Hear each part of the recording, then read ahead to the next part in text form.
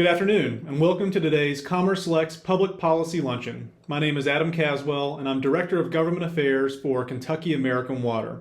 We'd like to thank Commerce Lex for producing this event to bring together state and regional leaders to have important conversations on public policy. We'd like to thank our featured guests today, House Speaker David Osborne and Senate Majority Floor Leader Damon Thayer. We're especially thankful for their passage of House Bill 465 this past session. Because of House Bill 465, communities across Kentucky will now have access to the same safe, clean, reliable, and affordable water as our Kentucky American Water customers. Thank you.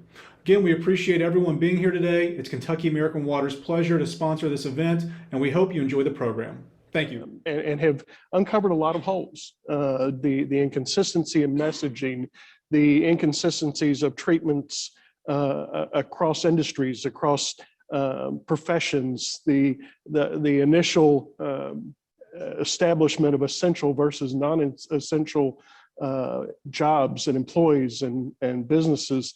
I don't think there's anybody that has a job or owns a business that fancies themselves to be non-essential. So I think we have learned a lot from it. And we have tried to provide some consistency in policies, some with success, some with not so much success, quite frankly. We did a series of roundtables around the state all last year. And one of the things that we heard time and time again was the inconsistencies that they were getting as far as restrictions, as far as executive orders, states of emergency. And we felt like we had a pretty good plan when we came into session. First week, we passed House Bill 1, Senate Bill 1, Senate Bill 2, House Joint Resolution 77, that would provide some framework for the operation under the state of emergency, for the extent and utilization of executive orders that we felt like was a balance that would include all three branches of government and include more voices in the room. Not surprisingly, those were challenged in court, and not surprisingly, the courts enjoined them. The thing that I find very unsettling about that and where we even are today is the fact that, we passed 4 pieces of legislation dealing with a state of emergency that each contained an emergency clause, meaning they go into effect immediately. And 6 months later, the courts still have not addressed it. I think everybody in the world knows that we are dealing with an emergency and emergency times. There seems to be one entity that doesn't understand the importance of time in that. Senator. Thanks, Bob. First of all, I want to start by saying, for those of you who came today to see Robert Stivers, my apologies. Thank you, though. Thank you. I'm happy. I'm happy to fill in for him. I like to think of myself as Stivers' wingman, and I'm happy to be Speaker Osborne's wingman today. I'm just happy to be out. Actually, I never stopped going out. I've been a bit of a rebel during this whole time. Stopped wearing a mask 2 months ago, but it is great to see all of you not wearing a mask. I'm fully vaccinated, so don't worry. So happy to do it, Bob. Always have enjoyed working with Commerce Lexington. And I think the speaker said it as eloquently as anybody could. And I think what you have to do is think about where we were before the pandemic. I mean, this economy, the economy at that time was red hot. We were basically at full employment, under 4%, the lowest unemployment, the most number of employed in 50 years, billions of dollars in private investment, creating jobs. Everybody who wanted a job had one. Pay was on the increase, and things were good. Gas prices were low. We didn't have inflation. And the pandemic and government's response to it, and when I say government, I use it as a catch-all. The federal government is to blame for a lot of what ails us today, but state government cannot be left unaccounted. And you think about the speaker's statement about government has failed. Let's look here at the state level. The unemployment insurance situation has been a complete and total abomination. At one end of the spectrum, you have people who deserved it, should have gotten it, and didn't get their checks for over a year because Governor Beshear's administration couldn't figure out how to make it work. But at the other end of the spectrum, you had the lieutenant governor's cronies getting special treatment, and people actually in the Office of Unemployment Insurance who were working state government jobs who took advantage of their insider capabilities and got themselves unemployment checks while they were fully employed. That's a failure. It's an epic failure. And it's one of the issues that you're going to hear a lot about between now and the general election of 2023. The inconsistency that the speaker spoke of. The governor picked winners and losers in this economy. Walmart and Kroger got to stay open the whole time. But my two independently owned flower shops in Georgetown had to be shut down. Very inconsistent. Bars and restaurants at the apex of inconsistent and unfair treatment, where they were shut down twice, forced into limited capacity roles. Thousands of restaurants have closed and may never reopen, despite the fact that there was no scientific evidence that they were the cause of any of the spikes in the positivity rates. So I think we're worse off than I thought we would be, because I think that the governor dragged it on too long. We should have been open weeks ago, and instead we're going to fully open up officially June 11th. According to a WebMD report that just came out, there are only 3 states opening up after Kentucky. Anybody want to take a guess what color they are politically? Deep blue. Vermont, Michigan, and California. Deep blue states. Now, Vermont does have a Republican governor, Phil Bryant, but in most other states, he'd be a Democrat. It's just the nature of Vermont these days. And there's just no excuse for the fact that we're opening up so much later than everybody else. I use the Kentucky Derby as a great case in point. I was there. I was happy to be back at the Derby. There were 51,000 people there that day, and there were about 50,895 people not wearing masks. It was glorious, and not just because of the weather. It was just great to see people back at Churchill Downs at the Derby. It was the largest attended sporting event since the pandemic started.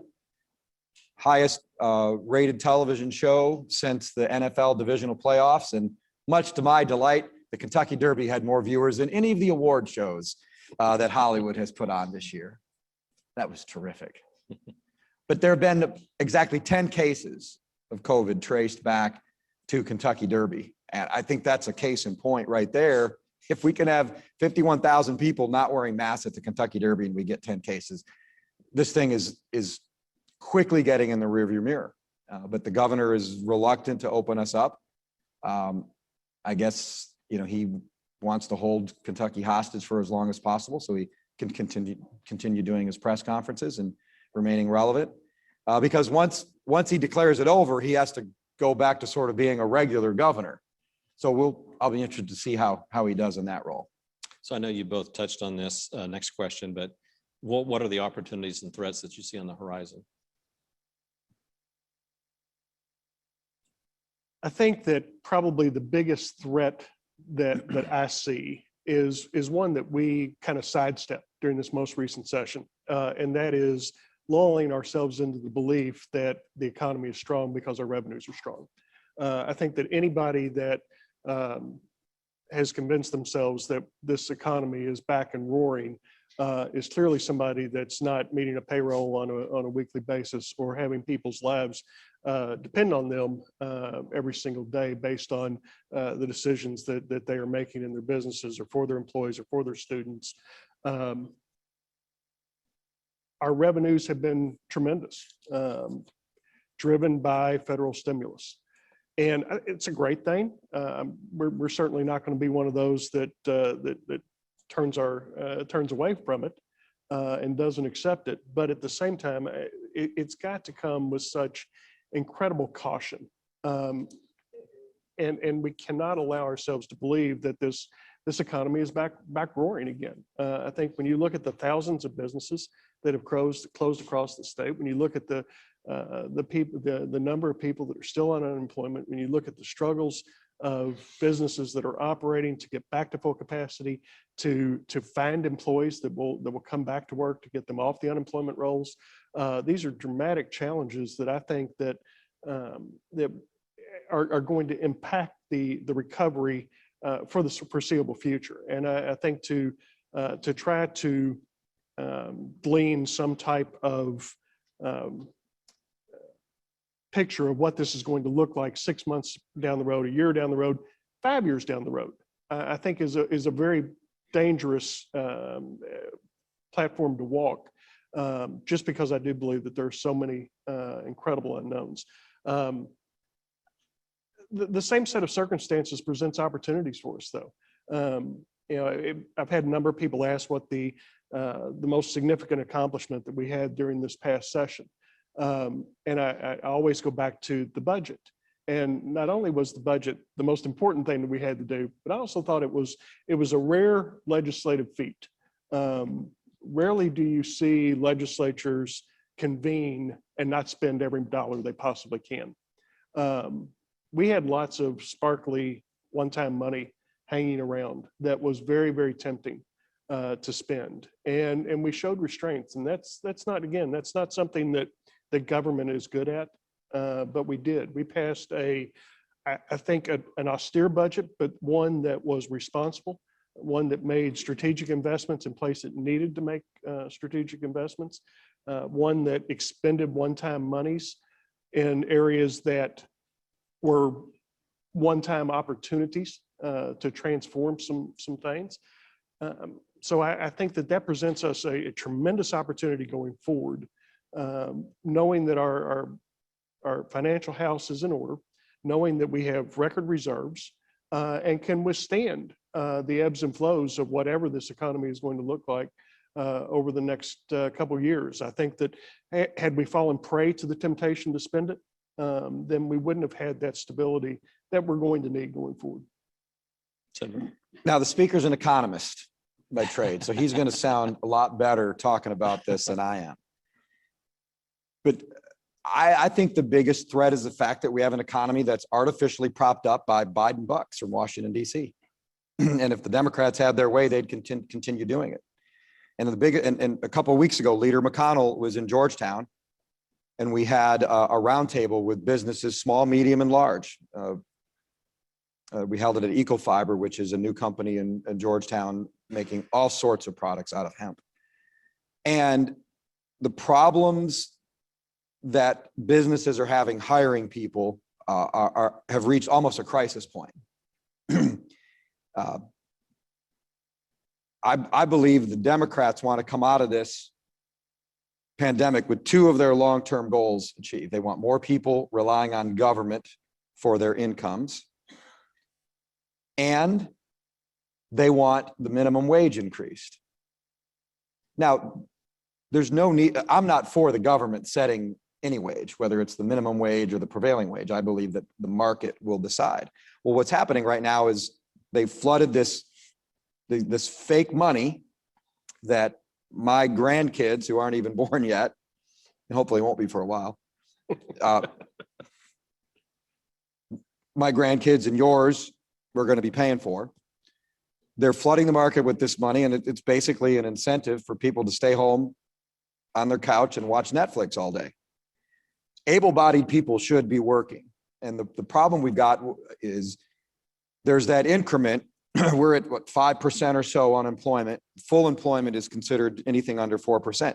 That increment between the 4 and 5%, there are people there who are able-bodied and should be working, but they don't want to because they're getting more to stay at home.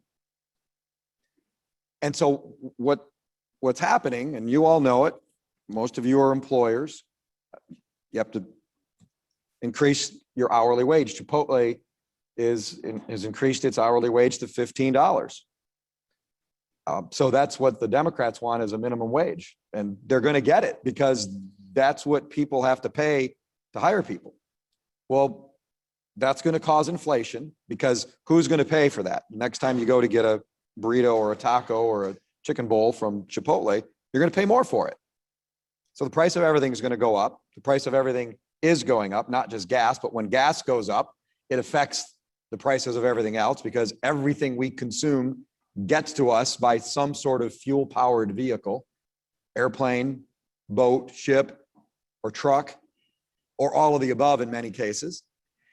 So I think the biggest fear is a two-parter, that we could have long-term inflation and this came from the businesses that Leader McConnell and Representative Pratt and I met with a few weeks ago in Georgetown. There's a concern that there's going to be a whole new generation of kids who see their parent or parents staying home, not working, and getting paid by the government. That is a significant long-term concern for our society and our economy.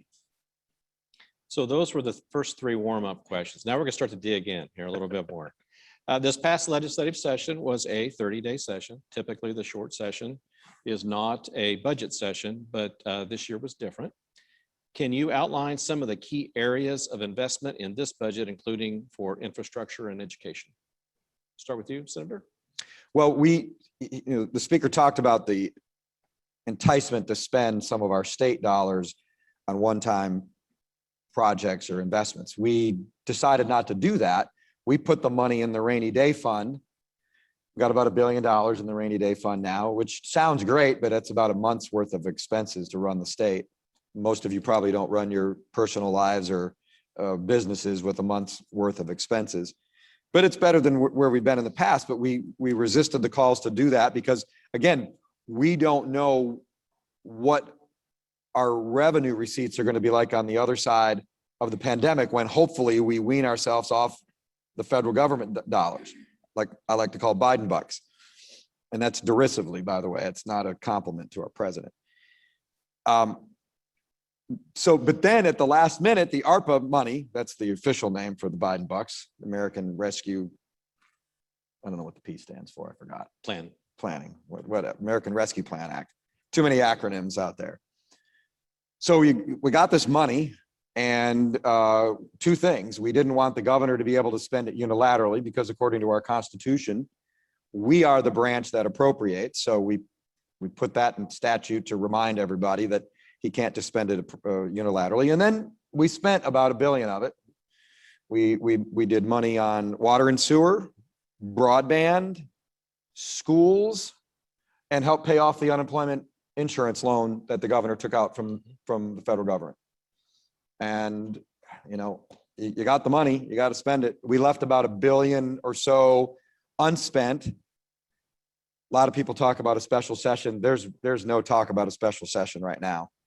We need a special session during the fourth quarter for redistricting, which I'm sure we'll get to later. Yes. But there's really no talk. I think the governor has his hands full getting the money out that we did appropriate. And some of the monies aren't even available. Again, they don't become available until after the next session. So there's really no urgency to spend it because we'll be back January 4th. Unless you're in the tourism and travel industry or the hospitality industry, there is urgency there. And I'm sure we'll get to that later. But I would defer the speaker to some of the more details on the 4 areas where we did make investments. I do think that the money that we appropriated was well spent. Again, it takes one-time money. It gives us a unique opportunity, one that we haven't found ourselves in quite possibly since the tobacco settlement, where we had a huge influx of cash into the state, which had transformative possibilities. Much of that money, quite frankly, was squandered. And I think we learned government, that was before I think Damon or either one of us were in the legislature, but that was the first time we'd gotten a big bunch of money like that in modern history. And I think that a lot was learned. A lot of guardrails were put in place, a lot of provisions that would ensure that the money goes and actually does what it was intended to do. So the investments that we were able to make in water and sewer across the Commonwealth will have a dramatic impact. Certainly everybody now understands, if they didn't before, they understand the importance of high-speed internet. The $250 million that we were appropriating for that will again have dramatic impacts on businesses and families.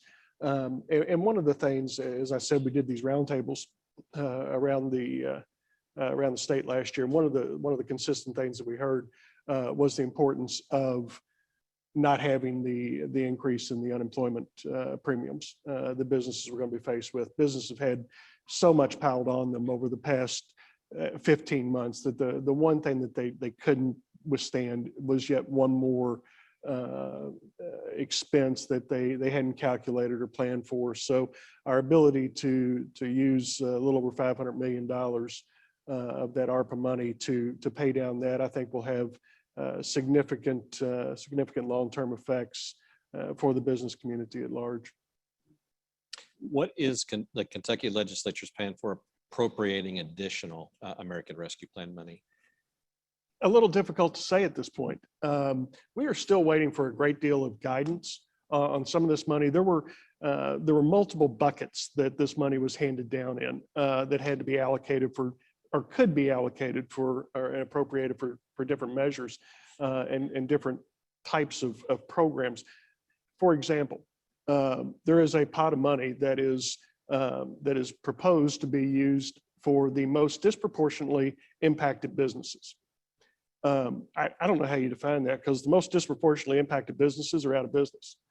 They've gone out of business during this pandemic. So I don't know how we quantify that. So there's things like that we're still waiting on guidance from Treasury to put some type of plan together.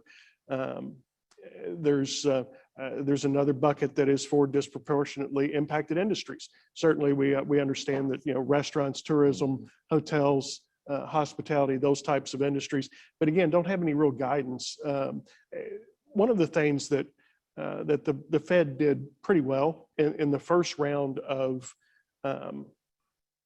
federal relief money was, even though it received some criticism, was the administration of the PPP program. The Small Business Administration, for all its faults, government is not an agile entity, but they were programmed to address that type of loan program. One that we don't have the capability to do. We don't have that type of structure. We don't have that type of expertise. So it was in the appropriate place. Again, even though some mistakes were made, they knew how to handle it. These are things that we've been given money to administer and appropriate that we haven't been given guidance on how to do it yet. So I think that it's unlikely we will have a special session on that alone. I think that we're willing to do it. Certainly, I think that there's an interest and a willingness on our part as the legislature, on the governor's part, to do it if we can get a considerable package put together that makes sense to come into special session for. I don't think you'll come in and see us appropriate a very minuscule amount of money. I don't think that makes a lot of sense. But if we can come together with a plan, and we've President Stivers and I have both spoken with the governor about it. If we can come together with a plan that we can agree on, that makes some sense, possibly including something on redistricting and some other items that we may want to take up, then I think there's certainly an interest in doing it, but I'm not sure it's a probability. We're going to touch on that here in just a minute. As a gap filler for us, Council Member Preston Worley and the administration got together, put together a loan fund, a grant here, not a loan fund, a grant, $2.5 million. We've already had one trough of that go out. Now we're working on a second with bankers coming to the table and really trying to help those most vulnerable in our community. So we're starting with another round, but most communities don't have that same opportunity. And fortunately for us, our local government steered that revenue to help business. So hopefully there can be other things that other governments, public and private, can do to work together to help their small business community. And I see Mary Quinn out here, works 24/7, but thank you all for the leadership you provided to help us with the hospitality aspect and her organization as well. We probably need to do more. Yeah, We need to do more for the tourism and travel industry. We're competing against Michigan, South Carolina, North Carolina, Missouri. I've seen ads for them. I know the governor freed up $5 million for the Department of Tourism to do advertising and marketing for Kentucky, but that's really a drop in the bucket as a marketing guy myself. I mean, for a state our size, It's not enough. And then what we need to do is probably put more, if we can do it with the ARPA money, put some of it into the statewide marketing campaign, bigger numbers. But there's already a grant program in place that benefit local tourism commissions like Visit Lex. Mary Quinn came to Georgetown last week and met with me and Lori Saunders, Georgetown Tourism Commission. And we went through the numbers, and that sector has been disproportionately hard hit. The best thing that we can do is open the state. We need conventions coming back. Lutheran women are the first big, that there's a drinking game at the Visit Lex, apparently, that when you talk about the Lutheran women being the first convention coming back to Lexington, you take a drink. So, but I'll pass that up for now. We need conventions like that coming back. We need events at the horse park, and we need them open up to the public so people come back and fill up our hotel rooms in Lexington and Georgetown. But we need to get money trickling down fast. We need a gusher down to the local tourism and travel commission so they can do their local market to do their unique selling propositions for Berea and Georgetown and Lexington and Frankfurt, et cetera, et cetera. Yeah. It's important to have a statewide marketing campaign, kind of the air war, but we really count on our local tourism commissions to do the ground war in battling with these other states that are just throwing millions and millions into getting people to come back there. Some of them are more open than us. Michigan is not, but that doesn't mean they're opening up July 1. Haven't been born and raised in Michigan. They're about 2 months out of the year where it's really worth visiting, and they are July and August. And I would, unless you like winter sports, I outgrew that a long time ago. So, they're going to be aggressive. And, whether we do it in a special session later this year or in January, we need to make a significant commitment to helping the travel, tourism, and hospitality industries make a comeback. And I think Mary Quinn would join me in saying that Congressman Barr has been incredible. Senator McConnell has been incredible. We've worked with their staffs nonstop, and I know Mary Quinn, it's 24/7. But thank you all again for whatever you can do, especially in that area to help. People don't really understand how many jobs are relying on the tourism and travel. It is enormous. Here, yeah, absolutely. And Fred Brown, where are you? There he is. Thank you for your support of the grant fund. That was very instrumental. And when I talk to my colleagues across the country, they're shocked. They just, how quickly we got this thing out, we got it going, and we got it right where we wanted. We had the pinpoints, and it's been working. This next question you've really touched on, the Senate Bill 1 and 2 and House Bill 1 related to the emergency orders and regulations. What is the status of the court case? Do you have any I believe they were taking the Supreme Court has pulled all those up to the Supreme Court. They've taken those away from, they've consolidated jurisdiction on those. Okay. I believe they were taking oral arguments on June the 10th. The day before the mask mandate Coincidentally, ends. maybe a day before the mask mandate is lifted. We will make the argument. I think that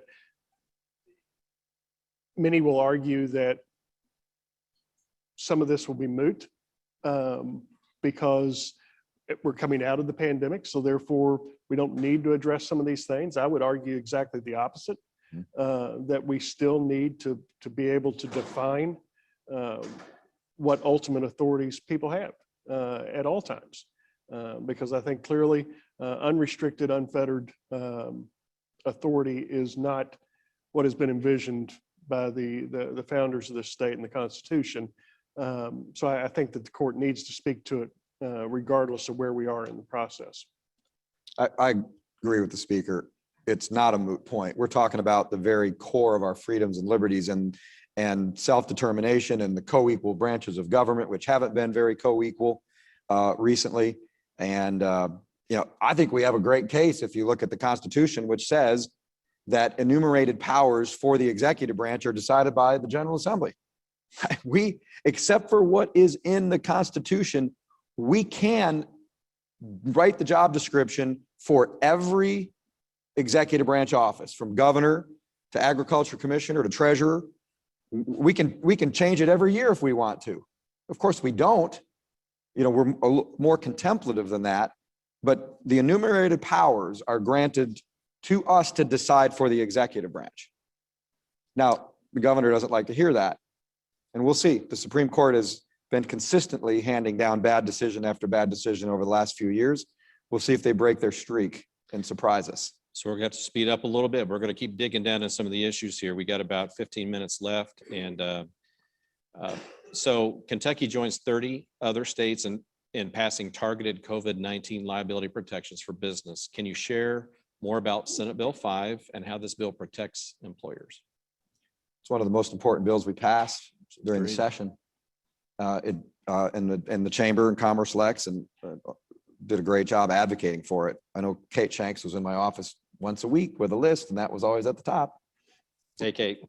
And since you're giving shout outs to people in the audience, I'm going to do the She same. deserves it. Yes, she does. Yes, she does. She very diligent, Yeah. Kate and her team. And it basically says that if you're sued, I'm not a lawyer. That's why the bill took too long to pass, because all the lawyers got involved, but I digress, as I often do. It basically says if you followed all the protocols during the pandemic and you get sued because someone got COVID, you've got liability protection. And that's probably a too simplistic way to explain it. So I'll hand it off to the speaker. Well, it's to me, it's a double edge of importance. One is a mere perception part that, regardless of whether liability was real or perceived, perception was driving reality, and perception was driving behavior. And, we had so many attorneys, especially, I'm not one either, so we can make fun of them. I think my attorney is here, but the attorneys would argue that the liability was much less than businesses were perceiving it. And ultimately, my contention was that it really didn't matter, because if we were allowing that perception to drive the behavior of businesses that were afraid to reopen, we needed to give them some confidence that if they reopened, they were going to have some protection. And then there is the very real side of it, which at the beginning of this pandemic, businesses, you all know, businesses, schools, everybody was getting different guidance every single day. It was amazing. You could have complied with every single thing the CDC handed down, and at some point in time, probably been in violation of every single thing the CDC handed down. And for those businesses that operated in a responsible manner, that did everything in their power to ensure the safety of their employees, of their customers, they needed to have some assurance that they weren't going to be targeted. Not talking about willful negligence. Certainly, we don't need to excuse that. But for entities and individuals that were operating appropriately, I agree with Damon. It was one of the most important things we did during this session. All right, I'm going to touch on a top, and thank you. That was a critical issue. I want to touch on another topic that are very near and dear to both your hearts, especially your senator. Both of you are champions for the equine industry and making the signature industry more competitive. Thank you for your support of historical horse racing. That was a big deal for us, big deal. And the passage of Senate Bill 120. Can you talk about the next steps related to this issue next session?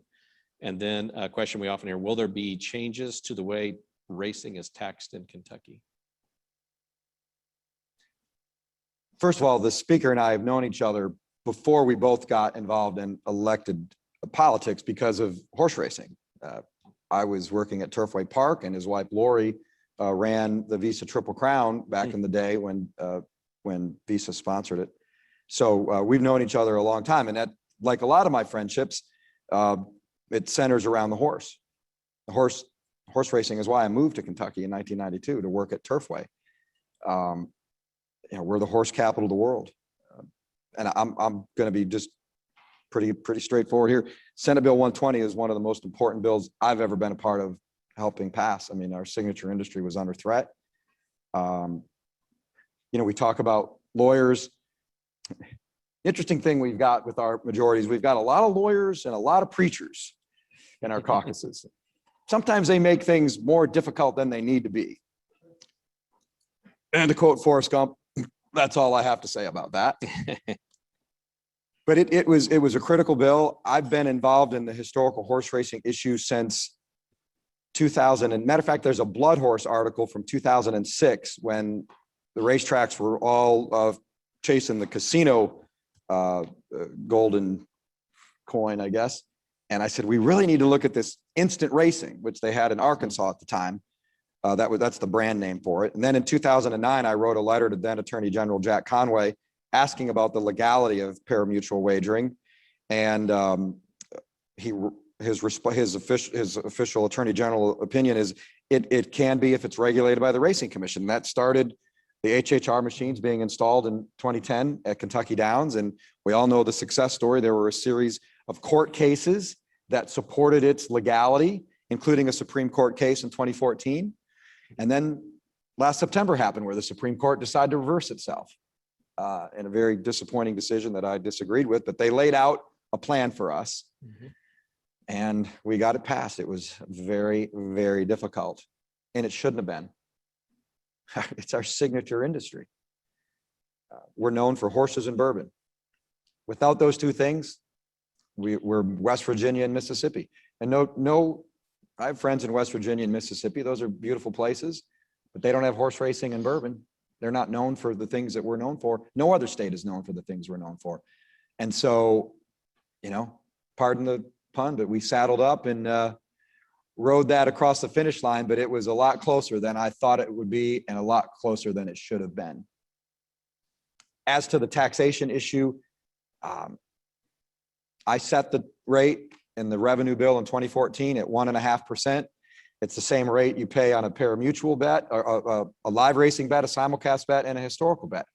And the opponents of it say 1.5%, that's just not enough. Well, this is simple economics. It's 1.5% of gross. And because between 80 to 90% of every dollar wagered in Kentucky, depending on the wager, goes back to pay the winning bettor, that 1.5% equates to between 25 and 33% of net, which is as high, and in some cases higher, than the Indiana casinos pay. So it's a fair tax rate. But I'm on that task force that's going to look at the taxation of parimutuel wagering, and we'll see where it goes. I have a predisposition towards it actually is working really well. And here's the problem. Everybody knows one way to slow down business activity is to tax it more. And so the opponents will try to tax it more. I'll put up a brick wall of opposition to that. Anything additional, Speaker? As somebody who makes their living in the horse business, I've always been somewhat amazed by the fact that as a legislative body, we've never done anything to really help the horse industry. Much of that is because of the horse industry's resistance at a lot of help over historical time. Unlike the bourbon industry, which you mentioned, which has asked for help a number of times. And we've given it. The horse industry has always been a little bit reluctant to come to the legislature for help on certain things. But I've always taken a little bit of pride in the fact that we never did anything to hurt the industry, which there have been some opportunities to do that as well. And this was one of those opportunities where we actually found a way to do both. We actually did help it, and we did prevent something really drastic from happening. As far as taxation goes, I do believe that you'll see a change in taxation structure. I'm not going to talk too much about rates because I think that it blurs the entire conversation. I have been an advocate going back 10 years ago when then Speaker Pro Tem Larry Clark and I authored a bill that would start the taxation on ADW wagers, and to kind of bring it up to par with live racing. The parimutuel tax system is one that has been a hodgepodge, piecemealed system that has been put in place over the last 100 years.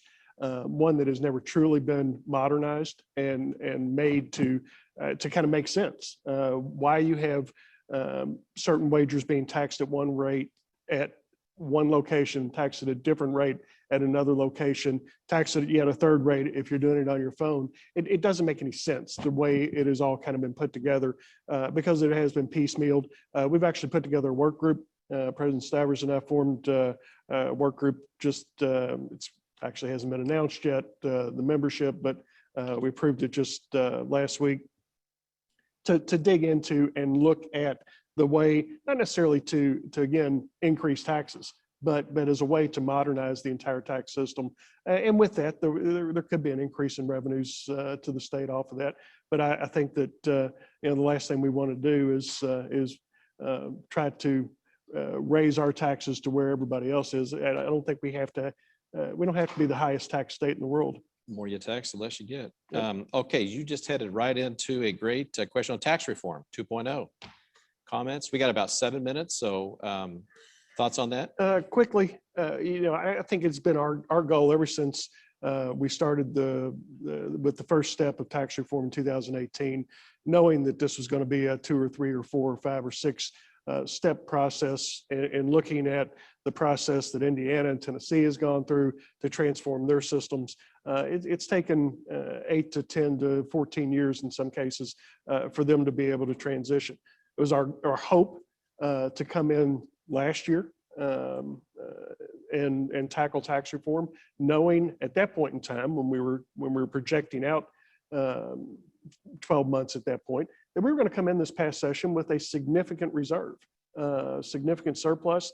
And I've always felt like that was the one thing that held us back in tax reform. Every blue ribbon panel that's ever been put together to look at tax reform has been put together with the mandate of figure out how to raise revenues.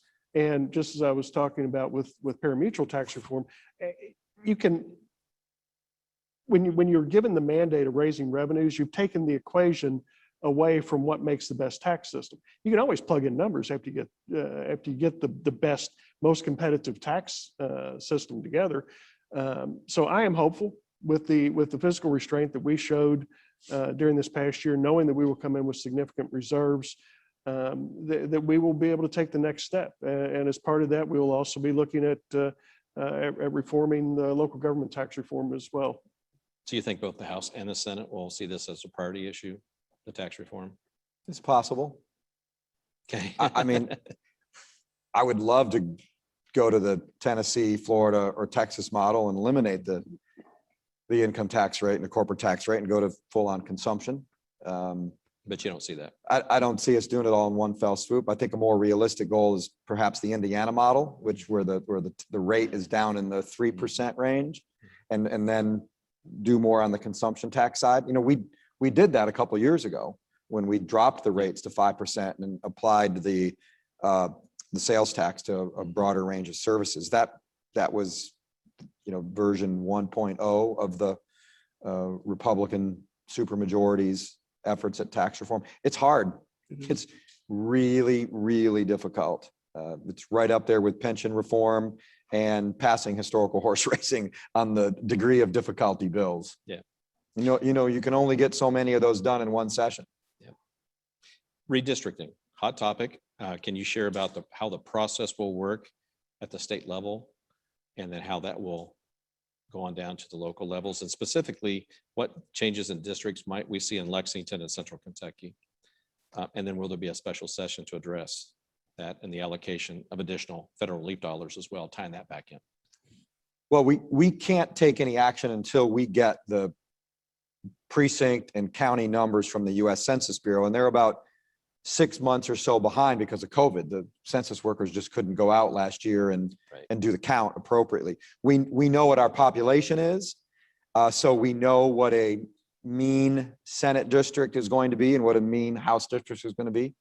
It's about 118,000 for the Senate, 45,000 for the House. There's case law that allows us to draw those districts plus or minus 5%. Congressional districts, we stay at 6. We didn't gain enough population to gain a seat, but we didn't grow so slowly that we lost a seat. We gained population at about half the rate of the country. So by the way, we have to draw those congressional districts to zero variance under federal law. So those districts have to be drawn to zero variance, whereas state house and state senate districts can be drawn to plus or minus 5%. So you could have districts drawn on the low side, districts drawn on the high side. I'll speak just to the Senate. Right now, we can split 3 counties, and they are split: Jefferson, Fayette, and Kenton, which I represent a part of. Any county that's bigger than the Senate district population can be split. So we do know, based on population estimates going back to last year, we're going to be able to split 2 more counties, Warren and Boone. We know that population is shrinking in the east and the west. There's very likely to be loss of seats in those areas. Population is moving to the urban and suburban areas between the 2 interstates, I-65, I-75. So that's Louisville, Lexington, Bowling Green, Northern Kentucky. There's also some growth in Owensboro that we've seen, but most of it is in the Golden Triangle.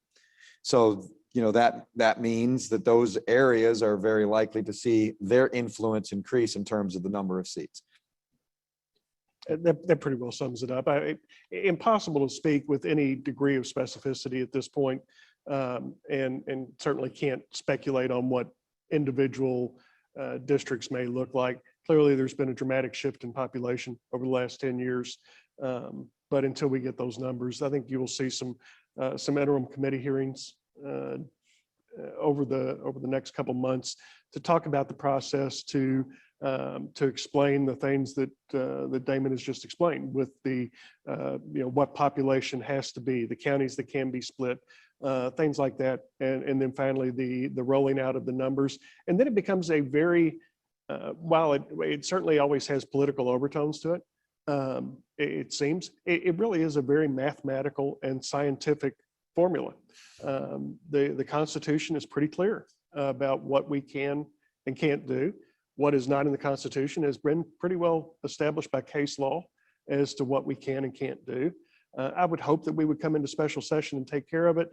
Our filing deadline is the first week of January, so it would be impossible for us to enact new lines the first week that we come into session. We'd have to come in and extend the filing deadline. So I would hope that we would have a special session for it. But again, that would ultimately be up to the governor. We're the party that moved the filing deadline to the first week of January. The Democrats would never do it. It was always at the end of January. And, it was a lot of wasted time because people didn't want to take tough votes until they knew if they had opposition and how difficult it was. So we would pass it in the Senate, and Greg Stumble or Jody Richards, or both in some cases, would kill it down in the House. And I'm not being pejorative, that's just a fact. But one of the things we did when the speaker and his crew took over the majority is we moved it to early in January. So that takes away anybody's excuse, right? We can, and as we have done, we start work the first week of January. There's no more wasted time.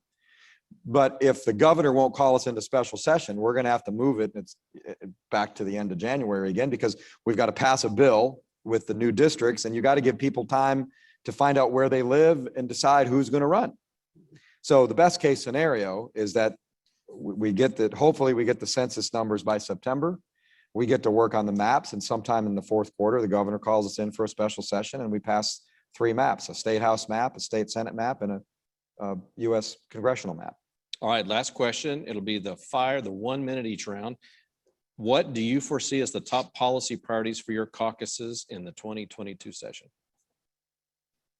First of all, I'd like to say this is the first time I've been in this room, and I've never seen lights like this in a convention room before, and I really like it. These are cool lights, and I give full credit to Dudley and Woodford Webb. Great job, guys. Congratulations, seriously, on all of this. Well done. Clearly, he didn't hear the part about this is the lightning round. I will speak with alacrity. The biggest priority is going to be getting back on the beam for a 2-year budget cycle. Okay. We need to get back to a 2-year budget cycle so agencies and everyone affected by the budget can get into better long-term planning. And I think anything else that allows us to return to a term that was coined by Warren Harding when he was president, normalcy, we need to do that. But I would say, getting the budget back on the beam, balancing it with real dollars. Okay. That's it. I'll agree. I always think that the budget is, as President Stivers is known to say, it's the ultimate policy document. I think that, again, we used a lot of restraint this year in constructing a budget that I think is a really good, responsible budget. The pressure will be on for us to do the same thing again. And I think that you will see us respond and hopefully be resistant to utilizing one-time monies for recurring expenses. Thank you, Speaker Osborne, Leader Thayer, very much for being with us here today. And we appreciate your leadership, the time that you commit, that you make to make the Commonwealth a better place and to give your honest opinions, your very direct thoughts on where we're at and where we're going. Dudley, I also want to say thank you. This is intentional that we can be on this property to launch our first in-person after one of the most historic moments in our existence of a country. But thank you for the investment you made here and what this looks like. For the two of you, I want to say also thank you for the investment you made in our Central Bank Center. It is going to be an icon nationally, globally. You're seeing the last parts of it go up. Luther, I see you back there. I think you may have stepped out. But again, we are excited for the investment, the Town Branch Trail, the Town Branch Trail Park, all that's going in is going to, I think, really make us stand out significantly. So thank you both very much for being here. Thank you all for joining us in person. And we see these events getting bigger. We thank you for your patience, your flexibility over the last year and a half. But most of all, we want to thank every one of you for sticking to it, for surviving, for being there. We did this as a public-private, we did it as a team, and that's what makes this region special. So thank you all very much for being here. And also keep watching E-News and our other publications for more information coming out about public policy and other events. So thank you all for being here. Thanks for joining us.